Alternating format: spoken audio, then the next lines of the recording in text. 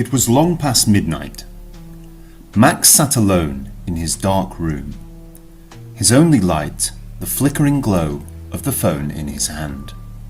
His only company, the endless stream of videos that emanated from the screen. The screen's endless stream of videos hummed softly, a hypnotic lullaby of distraction. He knew he should sleep. He knew that he ought to put his phone on silent, put it in the corner of the room, and try to get some sleep. He had to be up for school in the morning. But the feed never ended, and his appetite never faded. Like a ravenous zombie, he hungered insatiably for content, and there was always more content. Just one more video, he thought. 10 seconds. Just another 10 seconds. He flicked his thumb upwards, watching another video about something he'd forget in 10 seconds, and then another, and another. Before he knew it, he'd watched hundreds of 10-second clips, and another hour had passed into obscurity. His eyes burned, and his eyelids began to droop. His wrist began to fall limp, and yet he just couldn't put his phone down. Just one more video, he thought. This will be the last one, I promise. And that was when he saw it.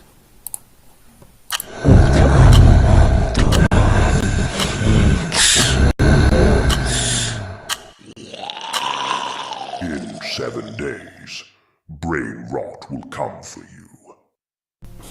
His eyes widened, his stomach clenched, his fingers trembled. He dropped his phone, and when he picked it back up again, the video was gone.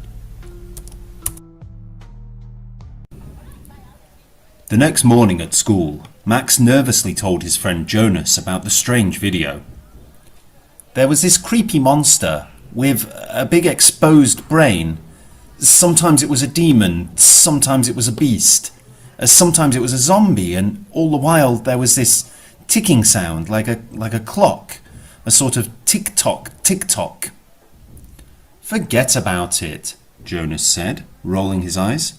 It was just a silly internet video. Just ignore it. But I felt it, Max whispered.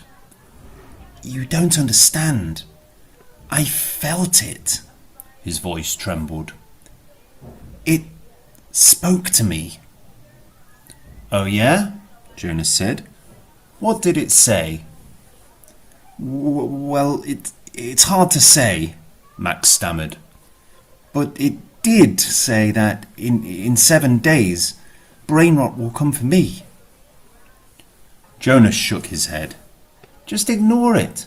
Forget about it, he said dismissively. It's not worth getting emotional about. Max's eyes flickered with fear. You don't understand. During English class, Max was trying to concentrate, but he simply couldn't forget about that sound. Tick-tock, tick-tock, tick-tock. Wait a moment. That sound. He froze. His eyes darted around the room. Behind him, 3 boys stared at their phones, murmuring the same words. Tick-tock, tick-tock, tick-tock. Their faces blank, mouths slightly open, eyes vacant.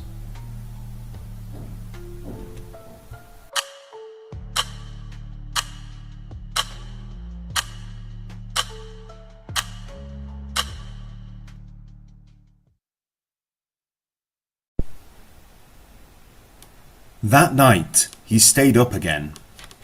With his phone in his hand, he searched the internet for Brainrot. Headline after headline popped up in front of him. The terrifying truth about Brainrot. Brainrot? Villain or victim? 10 things to know about Brainrot. Number 6 will amaze you. You won't believe what happens when you try this after watching the Brainrot video. The secret trick top influencers don't want you to know about Brainrot. This one simple hack will change Brainrot forever. Brainrot Live. Watch until the end for the shocking surprise. I watched Brainrot. Here's what really happened. The truth about Brainrot that they don't want you to know. Exposing the hidden agenda behind Brainrot. Are we really free from Brainrot? The secrets governments are hiding. The real story behind Brainrot. Brainrot cover-up, what they don't want you to discover. Brainrot changed my life. You need him too. I can't live without Brainrot. Must-have of the year. The secret weapon that boosts your Brainrot instantly. Transform your look with this Brainrot hack. Why everyone is talking about this game-changer Brainrot product. He didn't understand it. Some people loved Brainrot. Some people hated it. Some people feared it. Some people revered it. There were countless videos, articles and memes floating around the internet all talking about Brainrot. Some talked about government conspiracies. Some talked about how Brainrot was evil. Some talked about how Brainrot was misunderstood. And almost all of them were trying to sell something. But not a single video, article or clever meme could give Max what he truly needed. Information. What was Brainrot?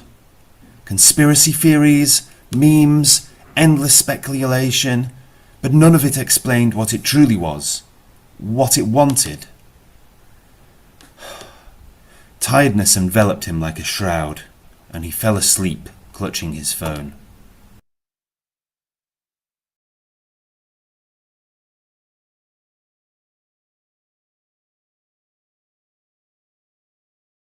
Suddenly, a loud, relentless tick-tock echoed in his ears.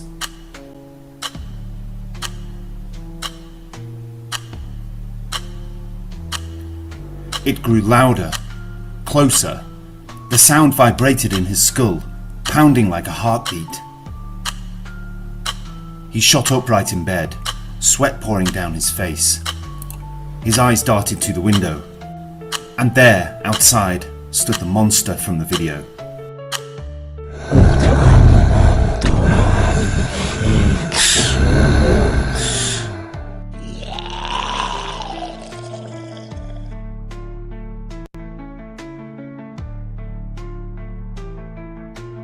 An emaciated, inhuman skeleton.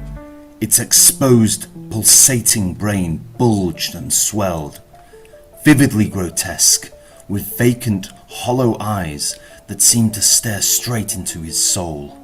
Its gnarled reptilian limbs slouched along slowly, heavily, unnaturally, as if dragged by an unseen force. I'm coming for you, Max. Tick-tock, tick-tock.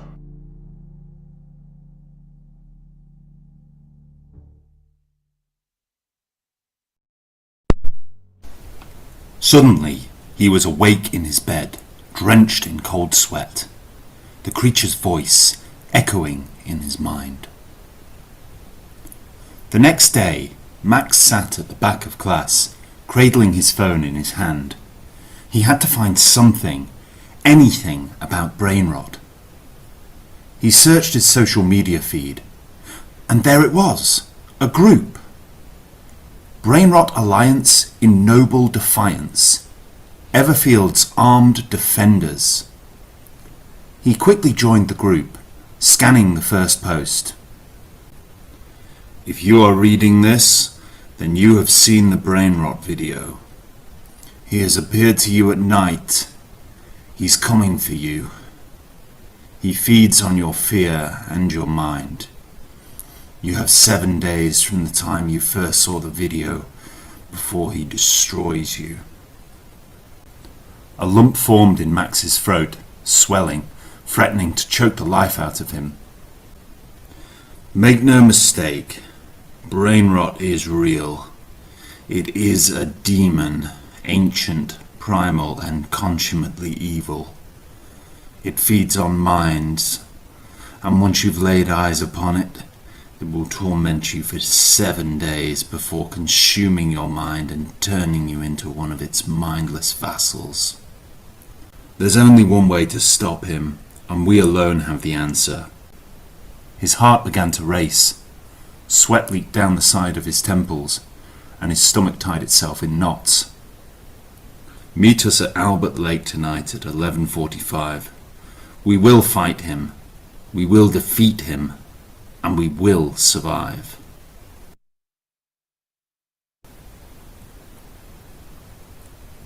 That night, Max snuck out, his hands moist and his eyes raw.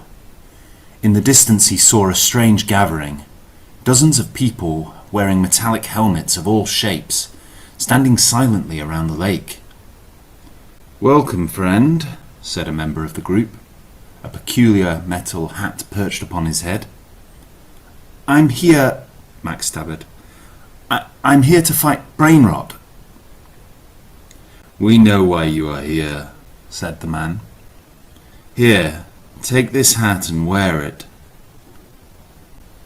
"Why?" asked Max. "Brainrot has the power to read your mind and manipulate your thoughts," he said. "This hat is made of tin. It's the only substance that can deflect Brainrot's powers. Wear it, and it will have no power over you." Max hastily pressed the cold tin hat to his head. "What is Brainrot?" Max asked, voice trembling. How can we fight it?" "Brainrot existed long before social media. It is a primal evil, ancient and powerful, which roots itself deep into the human mind. Some fear it, some love it. To some it is a demon, and to others it is a god. Today, Brainrot's psychic influence is spread via social media, videos, memes, articles. But before the internet, Brainrot implanted itself into newspapers, and before that, it was in the voices of town criers, preachers, and... A sound came from the forest. Tick-tock, tick-tock. A slow, menacing sound, growing louder and louder. "The hour is approaching midnight. We must go now." The group stalked through the woods, the sound echoing around them. Shadows danced as they moved deeper into the darkness. At a clearing, a hooded man appeared, cloaked in darkness. "There it is," the man whispered. "A manifestation of Brainrot." He pointed. Beneath a tattered cloth, a grotesque, pulsating brain burst from beneath the robes, eyes vacant, veins bulging. "There it is," Max said. "Brainrot. We must destroy it." One by one, the group began to remove their metal helmets. Max gasped. Beneath the helmets, huge, bulging brains burst out above vapid, vacant eyes. "Master," the man cried out, "please accept this humble sacrifice. Young Max from Everfield. Absorb him into yourself. Let him become one with Brainrot." But, cried Max. I won't become one of you." "Oh, but you will, young Max," said the man. "You see, some people fear Brainrot. Some people worship Brainrot. Some people hate Brainrot. Some people love Brainrot. But everyone who engages with Brainrot helps it to spread." The group closed in on Max. He tried to run, but escape was impossible. He struggled as they gripped his arms and legs and bound him with thick, scratchy rope. There's only one way to truly defeat Brainrot, a gravelly voice spoke, and that is to ignore him. Brainrot burst out from under his robes, marching towards Max, his teeth gnashing, gluttonous and insatiable, his bulging brain swollen with the psyches of thousands of lost souls. Just ignore it, Max said, crushing his eyes closed. Just ignore it. Tick-tock, tick-tock.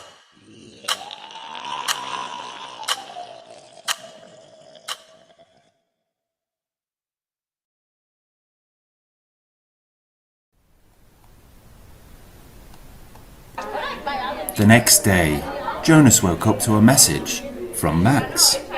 It was a video.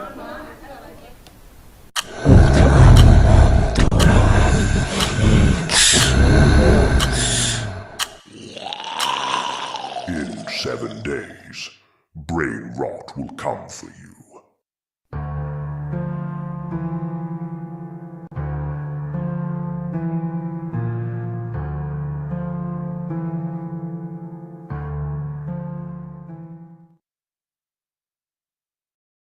Guys, so this is going to be the video where we learn some vocabulary and do some comprehension for the short story Tick-tock Brainrot.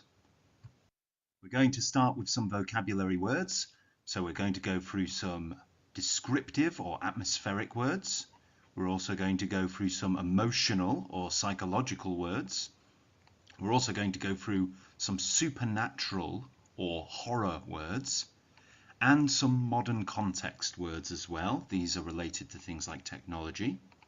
And then we're going to go through some action words, some sensory words, and some abstract and thematic words. So first of all, we've got some descriptive and atmospheric words, which you can see on screen. The first word is an adjective, flickering. So when something is flickering, it's shining or burning unsteadily, or turning off and on again in rapid succession.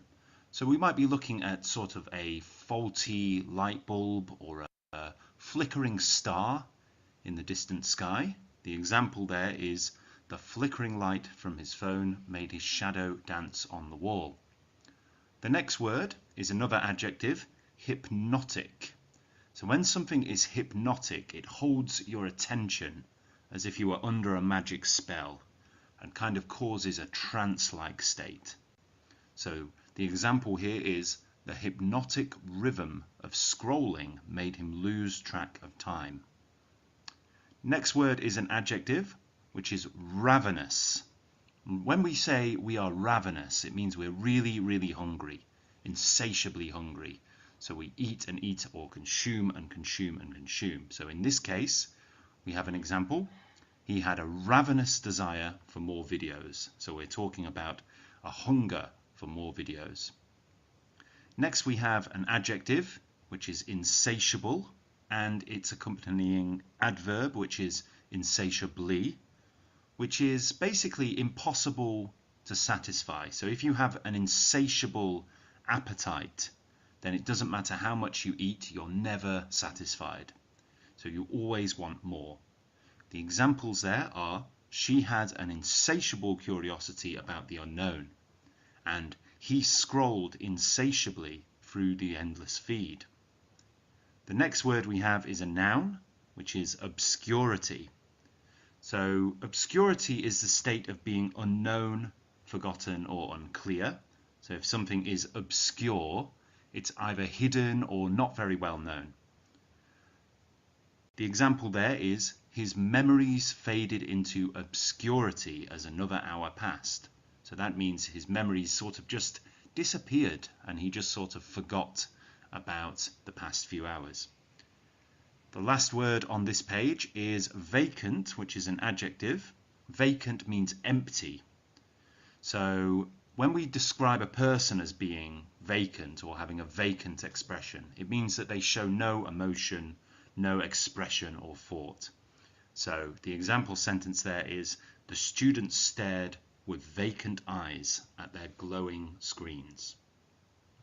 The next set of atmospheric words begins with an adjective, grotesque. So when something is grotesque, it means that it looks a bit unnatural, a bit frightening, a bit ugly, a bit strange, a bit uncanny. So the example there is the monster's grotesque features twisted into a grin. The next word is another adjective, emaciated. If you look emaciated, it means that you are so very thin, usually from illness or from hunger. So you'd be very, very skinny, bones would be visible, you'd be very gaunt, and quite frightening to look at. The example here is an emaciated figure appeared in the doorway, barely human. So this describes a figure where you'd be able to sort of see the bones and the ribs sort of sticking out. The next word is pulsating, which is another adjective. Pulsating is throbbing or beating rhythmically, like a heartbeat. So the example sentence here is, a pulsating light filled the dark room. So you can imagine, quite like the word flickering before, pulsating is more sort of like on for a bit, off for a bit, on for a bit, off for a bit, almost as if it's turning on and off with the beating of a heart, fading in and out. The next word is another adjective, which is gnarled. When something is gnarled, it's sort of twisted and rough, often with age or damage. So when you think of a tree trunk, it's usually sort of got rough. The branch of a tree is usually rough and twisted and knobbly. We could describe the twisting branches of a tree as being gnarled. So the example here is, the monster's gnarled hands reached toward him. The next word is menacing. This is another adjective. When something is menacing, it suggests danger or a threat or harm. So the example there is, a menacing shadow crept along the wall. The next word is relentless, another adjective. So when something is relentless, it just keeps going without stopping, without relenting. So it continues without pause or mercy. The example is, the relentless ticking echoed through his mind. Next up, we have some emotional and psychological words. So first of all, we have a verb, which is tremble, or to use the continuous form, trembling. When you tremble, you are shivering, shaking slightly, usually from anxiety, from nervousness, maybe from fear, or maybe from cold. So the example here is, he trembled as the sound of ticking grew louder. The next word is clench. So when you clench, you kind of close something up tightly, like your fist. You might close your fist and clench it tightly together. So this is usually done because of anger or fear. So he clenched his fists to stop them from shaking. Next up, we have the word torment, which can be a verb or a noun. In its verb form, to torment someone is to cause them suffering, to cause pain and anguish. And the noun, torment, as in your torment or my torment, is a description of your great pain or distress. So we have two examples here. The creature tormented his dreams every night. That's the verb form. And his mind was filled with torment. That's the noun form. The next word is another noun, which is defiance. So defiance comes from the verb defy. When we defy something, we break the rules. We stand against it. So defiance is open resistance, bold disobedience. You're breaking the rules and you don't care. You know you're doing it and you want to do it. So the example here is, the group called themselves noble defiance against Brainrot. Okay, the next word is another adjective, and it's the word fearful. So if you are full of fear, you are fearful. So the example here is, she gave him a fearful glance before looking away. So the next word is dread. Now dread can be used as a noun or a verb. Dread means great fear about something that may happen. So the example here uses the noun form. A sense of dread filled him as midnight approached. But you could change that slightly and use the verb form of dread by saying, he dreaded the approach of midnight. The next words are anxious, which is an adjective, and anxiety, which is a noun. They both describe being worried and nervous, being apprehensive, the feeling of apprehension, or the feeling of unease. So when we describe somebody as feeling anxious, we are describing them as having a feeling of unease or worry. Anxiety is a description of that feeling itself. So we can see the example here. He felt anxious, waiting for the monster to appear. So that's the adjective form. And the next term is anxiety made it hard for him to sleep. So that's the noun form. The next word that we have on here is obsession, which is the noun form, or obsessed, which is the adjective form.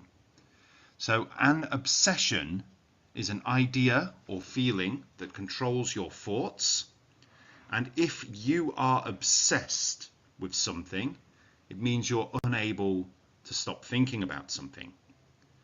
So the examples here are, his obsession with the video consumed his every thought. And in the adjective form, he became obsessed with finding the truth. The next word is a noun, paranoia. So paranoia is an irrational fear that people are watching or plotting against you. It's basically an unjustified level of skepticism, an unjustified level of worry about something happening. So the example there is, paranoia made him check behind his back every few minutes. So remember, if you have good reason to worry about something, that's not a description of paranoia. That would be more like anxiety. Paranoia is when anxiety gets to the point that you are suspicious of everything and everyone. Next, we'll be looking at some supernatural words or horror words. The first word is demon. A demon is an evil spirit or supernatural being. So the example sentence here is, they said Brainrot was a demon feeding on human minds. We also have the word beast, which is another noun. All of these words will be nouns. A beast is a large, wild, or frightening animal. So the beast let out a roar that shook the trees. Another noun word here is monster. A monster is an imaginary or mythical creature that is large, ugly, or frightening. A horrible monster with a swollen brain appeared in the window. Next we have the word vessel or vassal. So a vessel is a person or thing that contains something. So that could be something as simple as a cup, but in this case, in this context, a vessel is a person who sort of is being used by the monster.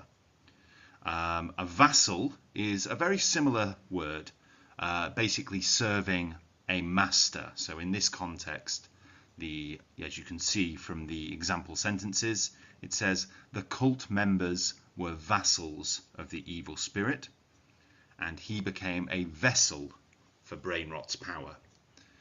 The next word is manifestation. So a manifestation is the appearance or sign of something, especially an idea or a spirit. So we can see an example sentence here. The foggy shape was a manifestation of the creature's power. So in the story, Brainrot, the creature, manifests in different forms, in the form of a demon or a beast or a monster or some kind of undead zombie thing. It keeps changing its form. So the manifestation of Brainrot is whatever it looks like at that time, whatever form it takes. The next word is a verb, consume, or to use the continuous form, consuming. So when we consume something, we use it up. We eat it, we destroy it, or in other ways, use it. So the examples here are: the fire was consuming the house, and he was consumed by fear. The next word is evil. Now, evil can be a noun or an adjective. So to use it as a noun, it's a force of great harm or wickedness, something very, very malevolent and bad.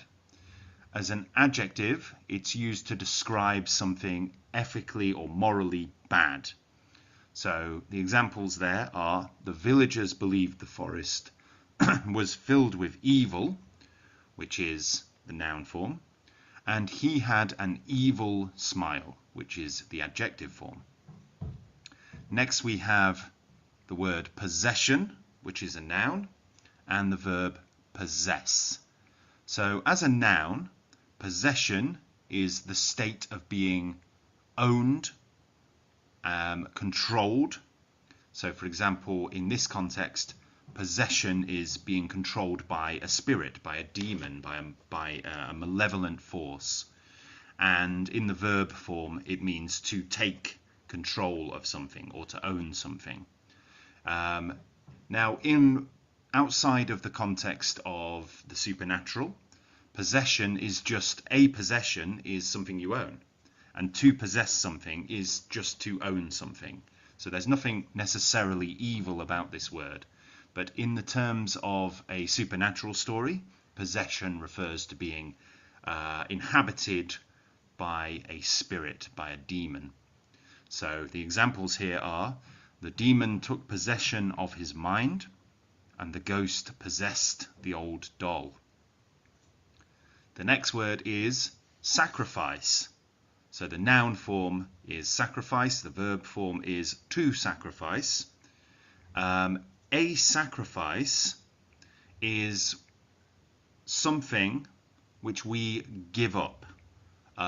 It may be something that we give to a god, or something that we give away, or something that we want, something that is valuable, but which we must give up, usually in exchange for something more important.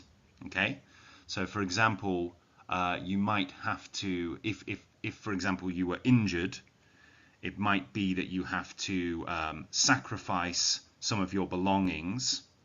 If you have a broken leg or something, you might have to sacrifice your heavy belongings so that you can make the rest of the journey home, because it's more important to get home and you might not be able to carry the rest of your possessions. In this context, though, a sacrifice is usually a person who is killed or burned or something like that, or given up to the god or the demon or the monster or whatever it is, in order to please them or placate them. So that's a sacrifice, and to sacrifice is to give up that thing. So the example there is: the cult planned to make a human sacrifice, and he sacrificed his freedom to save his friend. Then we have ancient, which is an adjective, and it means very old, from a long time ago. So the example is: an ancient evil was buried beneath the town. Now when we talk about ancient things, we're usually talking about things which are 1,000 or several thousand years old. We're not talking about things that are 50 years old. We're talking about ancient things. So ancient Egyptian pyramids, ancient Roman Colosseum. We're not talking about things from, 1900. All right. Next, we have some modern context words. These are words that are related to technology and things from the modern age. So the first word is feed. Now this is a noun. Of course, we can use feed as a verb, as in to feed the cat or to feed ourselves. But in this case, we're talking about a social media feed, which is a continuous stream of updates or posts on social media. You scroll through your social media feed. So the example sentence here is, he scrolled endlessly through his TikTok feed. The next word is content. This is a noun again. Content is anything that we see on the internet, information, images, videos, articles, anything shown on websites or social media. So the example sentence is, creators upload new content every day. The next word is another noun, algorithm. So an algorithm is a set of computer rules that decide what appears on your screen. So when you go on YouTube or TikTok or Instagram or Facebook or whatever it is, an algorithm bases what you see on what you've looked at before and other people like you who've looked at similar things. How long have you engaged with it for? Did you comment on it? Did you like it? What did you skip over? What did you ignore? What did you scroll past? It takes all of this into account to try to give you things that you will engage with, to keep you looking at your screen for as long as possible. The next word is influencer. So an influencer is a person who gains attention online and affects others' opinions or behavior.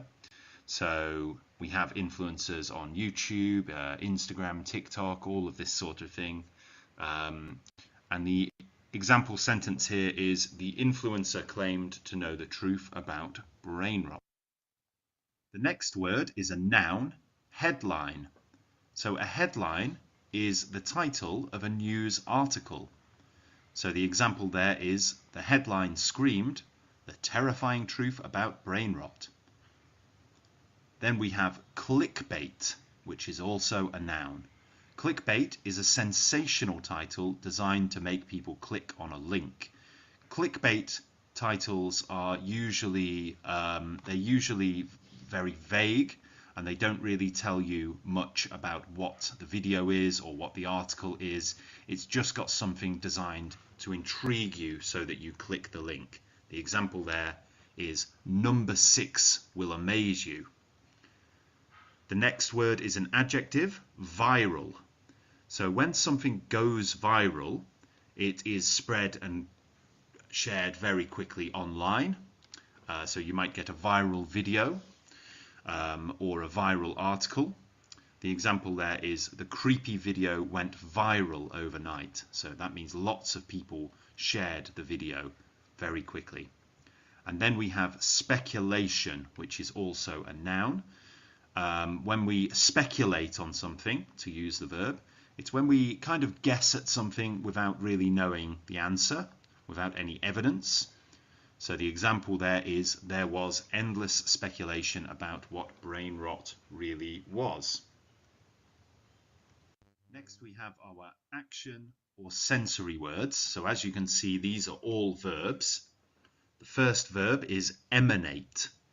So when something emanates, it comes out from a source. A strange sound emanated from the woods. Then we have dart, or past tense, darted, which is to move quickly or suddenly. His eyes darted around the room in panic. The next word is clutch, which means to hold something tightly, usually in fear. He clutched his phone as if it could protect him. Then we have whisper, or past tense, whispered, which is to speak very softly to whisper very quietly. He whispered the creature's name in the dark. And then we have echo, or echoed in the past tense, which is to repeat or resound something. So when we hear something again and again and again, we call that an echo.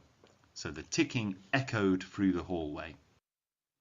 Another term here is grasp or grip, which means to hold something very firmly, quite similar to the word clutch that we looked at before. She grasped the rope to stop herself from falling. Then we have droop, or the continuous form drooping, which is when something sort of hangs down in a lazy way, to hang down or lose strength. So his eyelids drooped as he struggled to stay awake. So that's when your eyelids are kind of closing when you're falling asleep. Then we have stammer or stammered, which is to speak with repeated pauses or sounds because of fear or nervousness. So he stammered as he tried to explain what he saw. Then we have freeze, or past tense froze, which is to stop suddenly from fear or surprise. The example here is he froze when he saw the shadow move. So he stopped moving suddenly out of fear. Then we have the word glance, which is to look very quickly, or stare, which is to look for a long time. So he glanced at the window and saw something staring back. Next we have some abstract words or thematic words. The first one is a noun, which is distraction. So a distraction is something that occupies your time or your thoughts and takes your attention away from something you should be doing. So for example, his phone was a constant distraction from reality. So we often look at our phones when we should be studying or working because they're such a distraction. Then we have addiction, also a noun. An addiction is something that we feel we need to do even if it's bad for us. It's often a strong and harmful need to keep doing something. So you may have an addiction to smoking or an addiction to social media. So the example here is social media addiction kept him awake all night. Then we have influence. So an influence is something that has the power to affect the way you think or the way you behave. So the app had a powerful influence on young people. So in this context, this story talks about the influence of social media on young people. And then we have conspiracy. A conspiracy is a secret plan made by a group of people who are collaborating together to do something harmful or illegal. So he read about a conspiracy linking the government to Brainrot. Then we have another set of nouns and some verbs. The first one is a noun, reality. So reality is the way things really are, the state of things as they actually exist. The example is, he began to lose track of reality after days without sleep.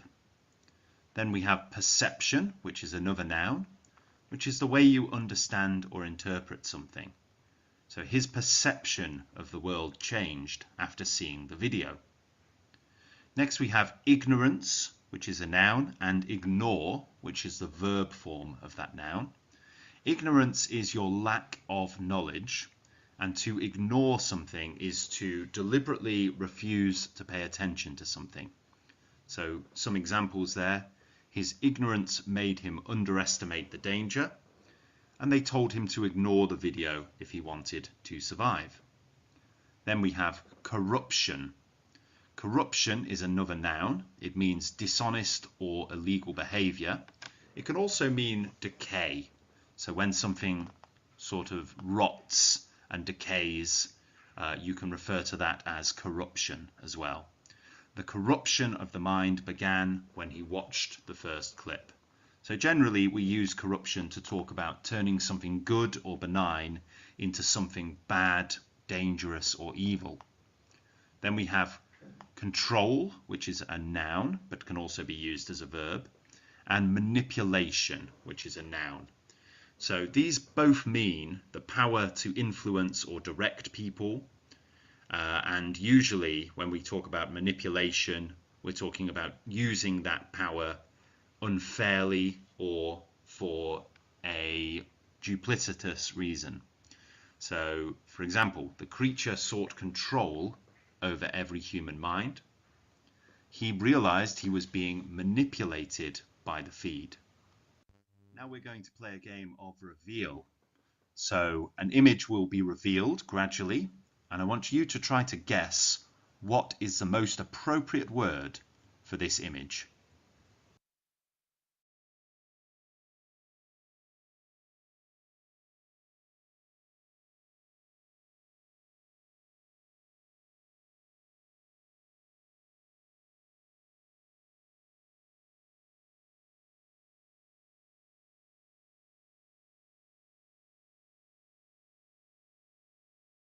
So the word here is vacant.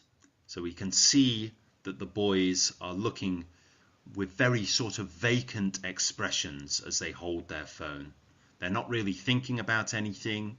Their mouths are slightly open, and you can tell that they're just sort of drifting off into this hypnotic sense of empty, thoughtless nothingness. The boys' faces were vacant.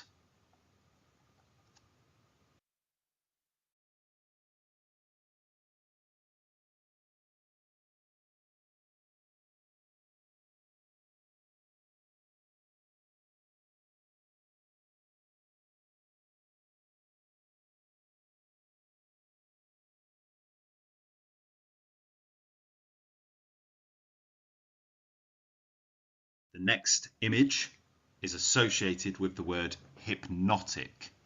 So we can see from the image that the people are looking in a sort of hypnotic, almost mesmeric, scary, empty sort of way that catches your attention and draws you in.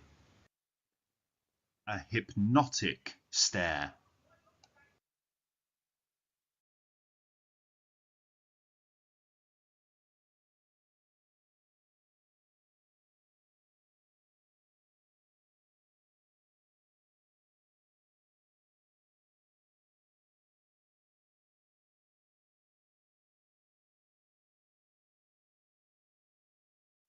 This next word is menacing. So as we can see, the creature has this menacing, scary, evil, dangerous look to him.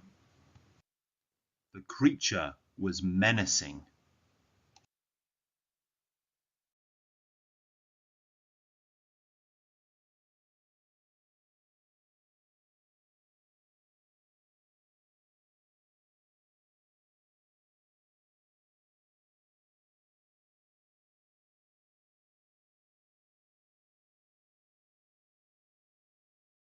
This next word is stare. So you can see that the boy is staring out of the window. He stared out of the window. Next up, we're going to do a vocabulary matchup. So we're going to take some of the words that we've seen before and match them up to their definition. Here we can see a list of vocabulary words on the left and a list of definitions on the right. Take a moment to pause the video and join up the vocabulary words with their correct definitions.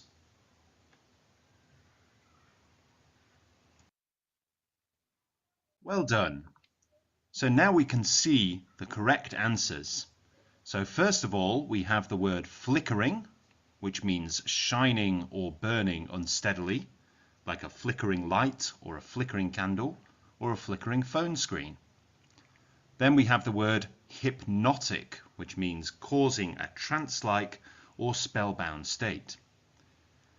Then we have the word demon, which is an evil spirit or supernatural being, like the Brainrot monster. And then we have the word grotesque, which means very ugly or unnatural in a frightening way.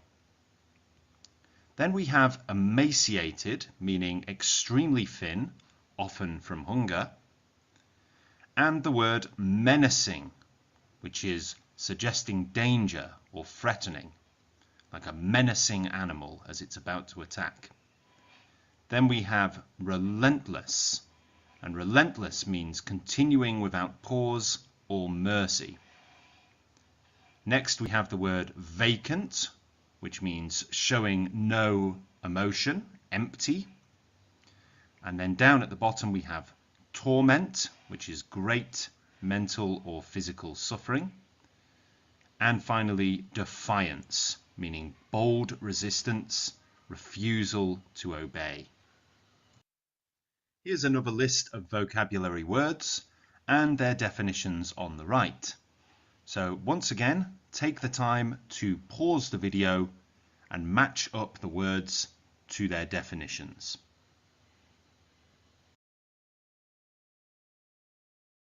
Well done. So now we can see the word viral. So when something goes viral, it is spread quickly and shared online. In a short amount of time, lots of people share it and watch it. Then we have the word consume, which means to use up, eat, or destroy completely. We can use this to talk about food, like we consume food, but we can also use it to talk about other resources that we use up. Next we have the word ravenous, which means extremely hungry or greedy. A social media feed, which is a continuous stream of updates on social media. Manifestation, so a manifestation of something is the appearance or sign of something, in this case a demon or a monster. Next we have the word sacrifice, and remember this can be a noun or a verb. So to sacrifice is to give up something valuable, often to save others, and a sacrifice is the thing that you are giving up. Next we have the word clickbait, which is content you see on the internet which is shocking or exaggerated or vague, just in order to attract you to click on that article or that video. Next we have the word emanate, which is when something flows out of a source, exudes from something. And then we have the word tremble, which is to shake slightly from fear or from cold. And finally, clutch, which is to hold something tightly, to clasp onto something, to grasp it, often in fear. The next activity is a fill in the blanks activity. So we can see the different words at the top. We have 10 words to fill in. Insatiable, obsession, distraction, conspiracy, corruption, perception, influence, ignore, addiction, and manipulation. Now we can see that all of these are nouns, apart from one, which is the word ignore, which is a verb. So try filling these in. Pause the video and try to fill these in on your own and see how many you get right. So here we can see the answers. His obsession with the video made him forget to sleep. Social media addiction keeps many people awake at night. The phone became a constant distraction from real life. The app had a strong influence over how he thought and felt. A strange conspiracy theory said the video came from the government. His perception of reality began to change after the 7th day. They told him to ignore the video if he wanted to survive. The endless feed was designed for psychological manipulation. The creature's hunger for attention was insatiable. It could never be satisfied. The story showed the moral corruption of society in the digital age. Next, we have some short answer questions. So these are questions that you can just think about a little bit and write a sentence or so for your answer. Now, answers may be subjective, so if you pause the video here and write down your answers, then play the video again and we can see the answers that I've given. Now, of course, your answers don't have to be exactly the same as mine, just something relatively similar will be fine.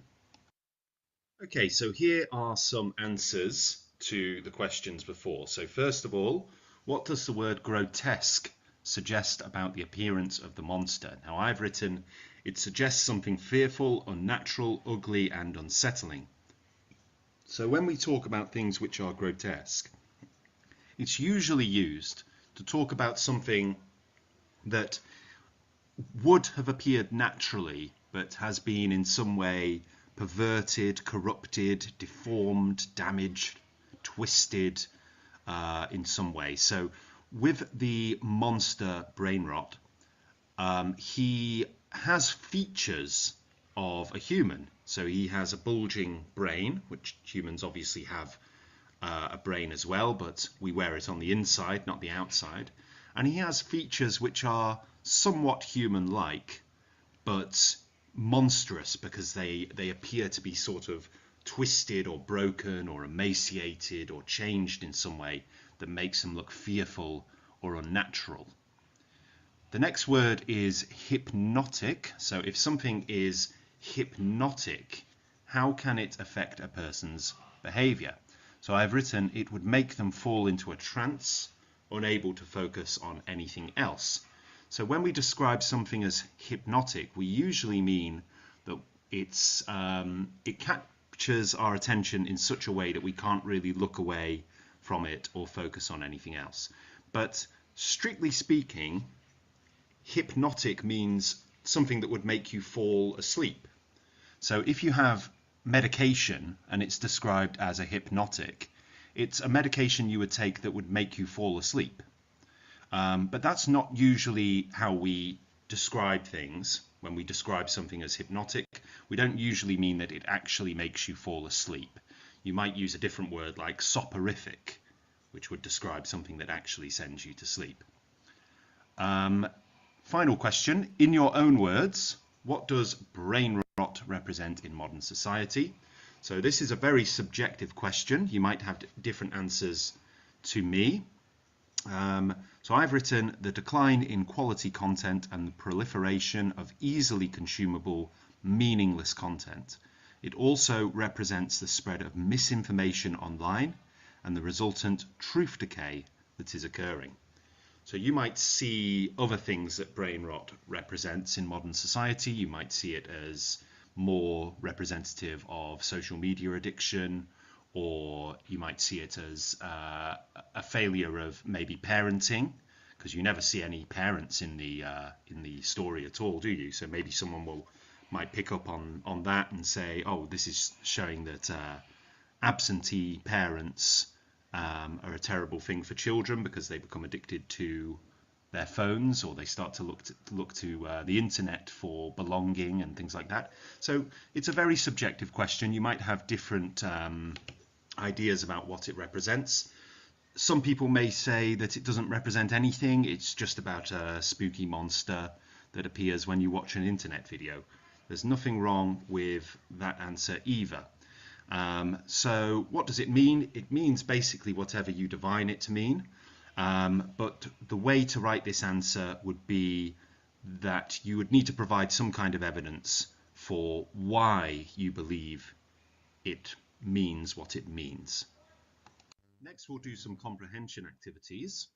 So first of all, why couldn't Max put down his phone even though he knew he should sleep? So pause the video now and answer that question. So the answer is that he was addicted to the endless stream of short videos and kept telling himself just one more, unable to stop even though he was tired. You might also write something like he was on his phone, or he was doom scrolling, or he was addicted to watching short form meaningless content again and again and again. Many different answers that you could put here. Next question. What disturbing message appeared in the video Max saw late at night? So pause the video here and think about your answer. The video said, "In 7 days, brain rot will come for you." The next question is, how did Max's friend Jonas react when Max told him about the brain rot video? So pause the video here and answer that question. The answer is that Jonas dismissed the video and told Max to forget about it, saying it was just a silly internet video and not to give it any attention.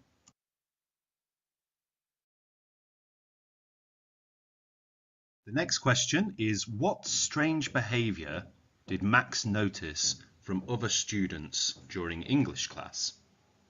Now you can see in the picture the behaviour they were exhibiting when he looked behind him. So what were they doing? What was going on? The answer is, he heard the sound tick-tock and saw 3 boys behind him staring blankly at their phones, repeating tick-tock with empty, vacant expressions. Next question. What kind of information did Max find online when he searched for brain rot? So pause the video here and think of your answer. He found countless videos, articles and memes, some calling brain rot evil, others praising it, but none could explain what brain rot truly was, and all of them seemed to be selling something. Next question. How was the monster from the video described when it appeared to Max in his garden? So pause the video here and think about your answer. So the monster was described as a grotesque, emaciated skeleton with an exposed pulsating brain, hollow eyes, and reptilian limbs. So when we talk about reptilian limbs, it means like the limbs of a lizard, like scaly or almost inhuman, more akin to sort of a snake or a lizard or a crocodile than to a human being. So the next question, what did the online group Brainrot Alliance in Noble Defiance, Everfield's Armed Defenders, claim about the brainrot creature? So pause the video here and decide on your answer. They said it was a demon that feeds on minds, tormenting victims for 7 days before turning them into mindless servants. Next question. And this is a fairly easy one. Maybe you noticed it when you were watching the video. What does the online group Brainrot Alliance in Noble Defiance, Everfield's Armed Defenders spell if it's turned into an acronym? So, Brainrot Alliance in Noble Defiance, Everfield's Armed Defenders spells brain dead, B-R-A-I-N-D-E-A-D. So when someone is brain dead, it means that their body is still alive, but their brain, unfortunately, is not, and they are being kept alive by a machine. But brain dead can also be used to refer to people who are not very critical in their thinking abilities. So it's a little bit of foreshadowing. If anybody spots that the group that are supposedly going to fight brain rot are actually called brain dead, you might be able to figure out early on that this group is not actually there to fight brain rot, but is actually just a group of brain rot's vassals, and they themselves are essentially brain dead because they're not thinking for themselves anymore. Brain rot is controlling them. Next question. Why did the group members wear metal helmets when Max met them at the lake? So specifically, they wear helmets made out of tin. But why do they wear these, or what reason do they give for wearing them? Okay, so the answer is that the group claimed the tin helmets would block Brainrot's power to read and control their thoughts, but the real reason was to cover up their exposed, rotting brains. Next question. What did the group leader say about the origins and history of Brainrot before the internet? So pause it here and think of your answer. He said Brainrot existed long before social media, spreading through newspapers, preachers, and even town criers. So he's claiming that Brainrot had existed in a different form before social media. Next question. What was revealed to be the true way to defeat Brainrot at the end of the story? So pause it here and think of your answer. Okay, so it turned out that the only real way to defeat Brainrot was to simply ignore Brainrot and not engage with the video or any of the Brainrot stuff on the internet at all. Okay, so next up we're going to do a bit of inference. So inference is a message that you may have picked up from the story that isn't directly said within the story itself. So let's start with the first question.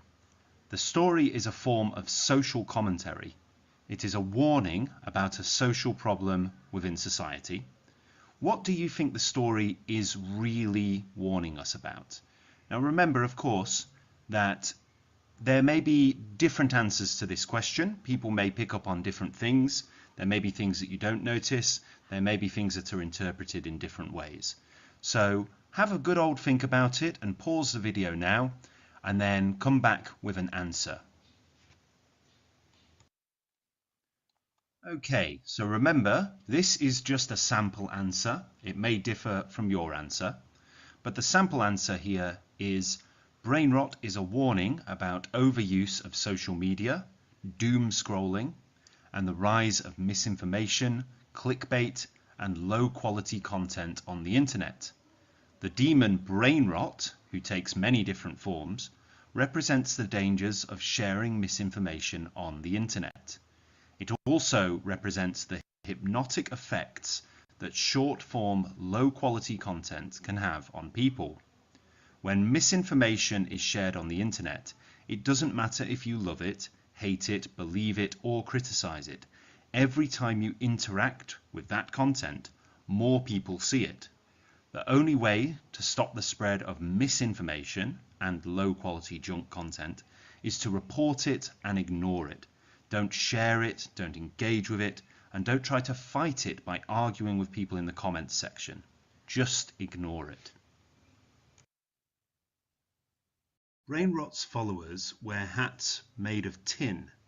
This is ostensibly to protect them from Brainrot's influence, although later it is revealed to be a disguise. So why did the author choose hats made of tin instead of hats made of iron or hats made of steel or something else? What do you think the reason is for that? Pause the video now and have a think about it. So the hats made of tin are a reference to tinfoil hat conspiracy theorists.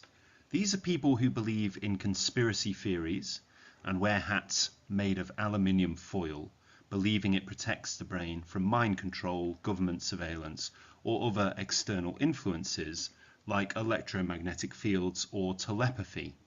The term is often used metaphorically to describe someone who is paranoid or believes in unusual, unproven theories, with its origin in Julian Huxley's 1927 short story, The Tissue Culture King.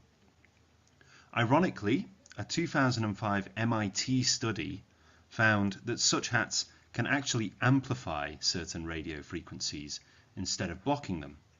So what we're talking about here is basically a group of people who you might find on the internet who are described as tinfoil hat brigade or the tinfoil hat army or something like that. And they're people who tend not to believe evidence and they kind of fill in things with paranoid conspiracy theories about things which are completely unproven or that have been proven to be untrue. So the reference here is that the group, the brain dead group, who Max speaks with, actually represent the tinfoil hat conspiracy theory people who are on the internet, because they themselves believe they've not been taken in, or that they haven't been fooled. But in reality, of course, they've been completely fooled and are now completely part of the thing that they think they're fighting against. Next, we're going to move on to some expressions. So these are some expressions you will see in the story itself, and we're going to just talk about why they're used. So we can see, first of all, the flickering glow of the phone in his hand. So this is visual imagery. It creates atmosphere and symbolizes isolation. We get the feeling of the darkness in the room, and the only sense of sort of warmth or comfort seems to emanate from the phone. So this creates a sort of creepy, lonely image of Max sitting in his bedroom staring at his phone. Next up, we have the expression a hypnotic lullaby of distraction. So this is a metaphor. It compares the phone's videos to a lullaby, something that would normally put you to sleep. And in this case, it's something that is soothing, but also traps you. So whilst what he's doing on his phone isn't particularly stimulating, he can't seem to stop doing it. So it's not like he's doing anything particularly engaging. He's just passively receiving content. And despite this, he can't seem to put it down, and he seems to be in some kind of trance. So this kind of imagery is used to talk about the element of addiction and the element of almost this mesmeric, hypnotic feeling that he is experiencing, that he can't seem to escape from. The next expression, like a ravenous zombie, he hungered insatiably for content. So this is an example of a simile. Like a ravenous zombie. So it's comparing Max and his social media addiction, his content addiction, to be very similar to the way that a mindless zombie would ravenously consume human flesh. But instead of consuming human flesh, he's insatiably consuming content. So we use this kind of language to express the fact that he is completely addicted and cannot really stop consuming content. There's an endless amount of content, and he just keeps gobbling it all up for hours and hours and hours. And he's not learning anything. He's not even really being stimulated, which is where we get the imagery of the zombie. You know, the mindless zombie that just goes towards the thing it wants without really thinking about it, because it's a completely mindless animal. The next expression here is another hour had passed into obscurity. So this is another example of a metaphor for time disappearing unnoticed. So when we talk about an hour passing into obscurity, obscurity is the state of something being hidden or unknown. So what we're saying here is that if Max were to think about what he's done for the last hour or the hour before that, he wouldn't really be able to tell you. He hasn't done anything but stare at his phone, and he probably doesn't even remember any of the videos he's watched. This next expression is tiredness enveloped him like a shroud. So this is a simile which foreshadows death and hopelessness. Now, a shroud is something, it's something that you wear, or something that is put on you when you die. So it's something that you are buried in. So when we talk about someone being wrapped up like a shroud, it's a deliberate use of a noun associated with death or associated with hopelessness. And we do this deliberately because we want to kind of subtly imply that Max's tiredness is kind of killing him. Now, it's not literally killing him, but it's kind of killing his personality. It's kind of destroying his brain to a point where he's unable to really concentrate on anything, unable to think about anything properly. He's just kind of become this mindless consumer. So we use language like this to sort of give some sort of portent of doom or hopelessness or fear, or to create a gloomy sort of atmosphere.